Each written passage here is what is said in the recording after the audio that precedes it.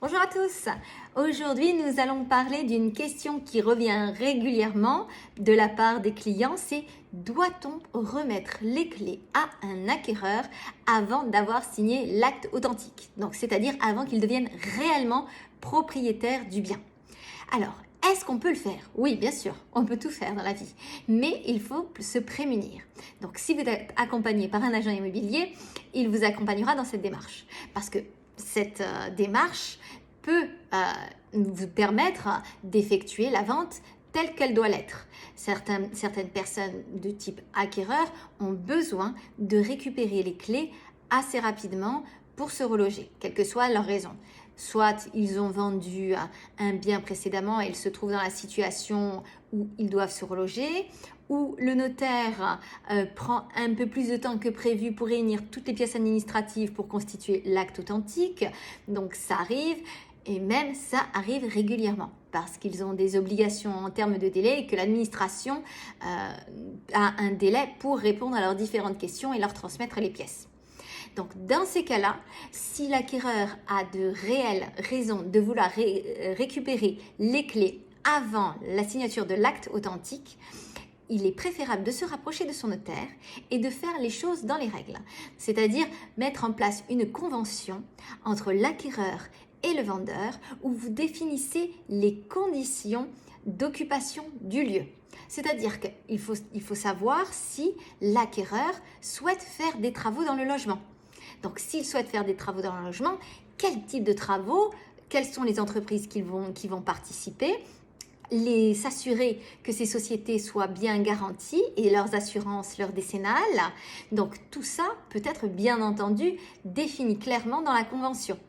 Bon, à savoir que si ce sont de légers travaux de type peinture ou petit aménagement, en règle générale, ça ne pose pas de problème. Mais si ce sont des travaux plus important, là, il faut être davantage attentif. À savoir que vous pouvez, bien entendu, refuser ces travaux.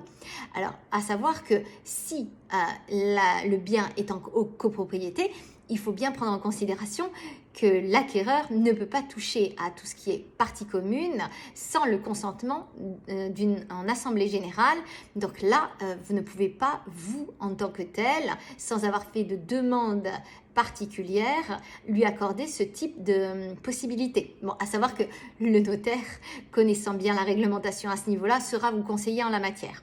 Donc oui, vous pouvez remettre les clés avant à votre acquéreur, ce qui parfois permet de soulager l'acquéreur, notamment s'il souhaite faire des travaux d'aménagement avant son installation et s'il n'a pas de logement pour pouvoir faire la transition entre son acquisition.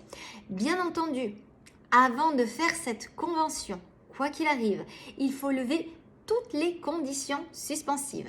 Alors, petit aparté sur qu'est-ce que les conditions suspensives. J'ai fait une petite vidéo dernièrement là-dessus, mais je vous le rappelle, ce sont les conditions sous couvert desquelles l'acquéreur peut se retirer de la vente, notamment concernant le prêt, qui est souvent la condition suspensive la plus importante.